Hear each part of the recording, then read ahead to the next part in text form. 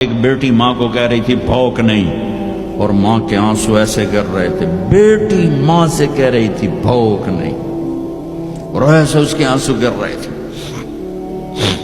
میرے نبی سے پوچھا گیا یا رسول اللہ قیامت کب آئے گی؟ آپ نے کہا اللہ کو پتہ۔ کہا کوئی نشانی بتا دیں؟ کہ جب ماں کو ذلیل کیا جائے گا آ جائے گی۔ میرے نبی نے چونکہ ماں کو دیکھا ہے ابا کو دیکھا نہیں، اور 6 سال کا زمانہ گزرا ہے، 6 دن کے بعد آنسو ختم ہو جاتے ہیں، چاہے ماں مرے چاہے باپ مرے۔ ہفتے بعد کبھی کبھی رونا آتا ہے، 2 ہفتے بعد رونا بھی چاہو تو رونا ختم ہو جاتا ہے۔ 6 برس کی عمر میں ابوا کے جنگل کالے پہاڑوں میں میرے نبی کی ماں کو اللہ نے اٹھایا، اور 57 سال کے بعد میرے نبی حج کے لیے نکلے مدینہ سے۔ 12,000 کا قافلہ چلتے چلتے چلتے ابوا میں کچھ 70,000 ہو چکا ہے، اور آپ اپنی اونٹنی پہ سفر پر ہیں، راستے پر ہیں۔ آگے ابوا کا چھوٹا سا گاؤں ہے جہاں سارے قافلے نے ٹھہرنا ہے۔ آپ نے اپنی اونٹنی کو یوں موڑ دیا پہاڑوں میں۔ قریب کے لوگوں کو پتہ ہے کہاں جا رہے ہیں، باقی تو سب نیا مجمع ہے، وہ کہہ رہے ہیں کہاں جا رہے ہیں کہاں جا رہے ہیں۔ آپ اپنی اونٹنی کو اندر چلتے چلتے چلتے چلتے چلتے چلتے ایک جگہ اونٹنی کو بٹھایا۔ ایک پہاڑ ہے 70-80 فٹ اونچا، اس پہاڑ پر چڑھے۔ وہاں ایسے ہی چوکور سا میدان ہے، باقی سارے پہاڑ یوں ہیں۔ سن 2000 میں بھی اماں آمنہ کی قبر کی زیارت پہ گیا تھا۔ جو میں وہاں میں تمہیں کیا بتاؤں،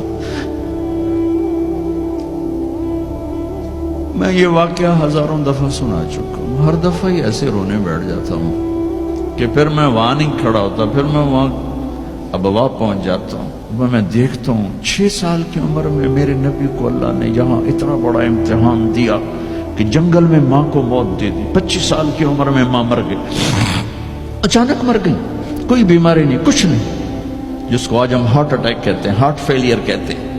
اتنا آخری جملہ کہا کل حی میت و کل جدید بال وقد ولدت طہرا۔ بولا نہیں جا رہا تھا تو بجھتے بجھتے بھڑکتی شمع نے کہا بیٹا ہر زندہ نے مرنا ہے، ہر جوانی نے ڈھلنا ہے، لگتا ہے تیری ماں کا آخر آ چکا ہے، لیکن میں نے ایک بچہ جنا ہے جو سارے عالم کو پاک کر دے گا۔ اور شمع خاموش ہو گئی۔ کس طرح انہیں دفن کیا، میں وہاں کھڑا یہی سوچتا رہا کہ یہاں قبر بنائی کیسے ہوگی۔ تو پتھر ہیں، کوئی لوگ گزرے ہوں گے یا پتھر جوڑ کے۔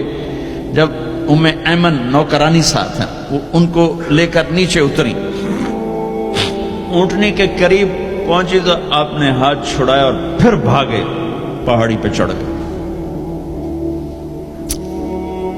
ایمن پیچھے گئیں تو وہ منظر تھا کہ شاید اس وقت عرش بھی رو رہا ہوگا کہ اللہ کے نبی نے ماں کی قبر کو چمٹایا ہوا تھا سینے کے ساتھ، قبر پہ ایسے گرے پڑے تھے۔ اور جب ایمن قریب آئیں تو وہ نوحہ کہہ رہے تھے کہ پتھر بھی پگھل رہے تھے کہ ماں جی آپ کو تو پتا تھا آپ کے سوا میرا کوئی نہ تھا، آپ مجھے چھوڑ کے کیوں چلیں گے، آپ مجھے چھوڑ کے کہاں چلیں گے۔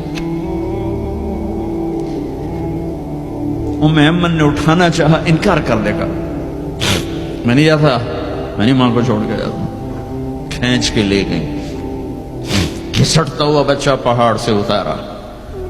2 دن روتے روتے مکے کا سفر ہے، پھر کھانا بھی بند ہو گیا، پینا بھی بند ہو گیا، سوائے زمزم کے چند گھونٹ پانی کے سارا دن نہ کھاتے تھے نہ پیتے تھے، اکیلے بیٹھے رہتے، نہ ماں نہ باپ نہ بھائی نہ بہن۔ اللہ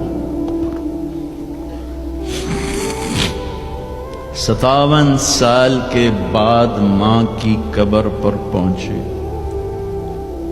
اور قبر کے سرہانے آ کر بیٹھے، گوڈے اوپر اٹھائے اور ہاتھ یہاں رکھے اور سر گوڈوں میں دے دیے، جیسے چھوٹے بچے رونے کی پوزیشن بناتے ہیں۔ یہ چھوٹی جگہ میں دکھا نہیں سکتا، اور پھر جو رونا شروع کیا، اتنا روئے کہ ساری داڑھی سارا سینہ آنسوں سے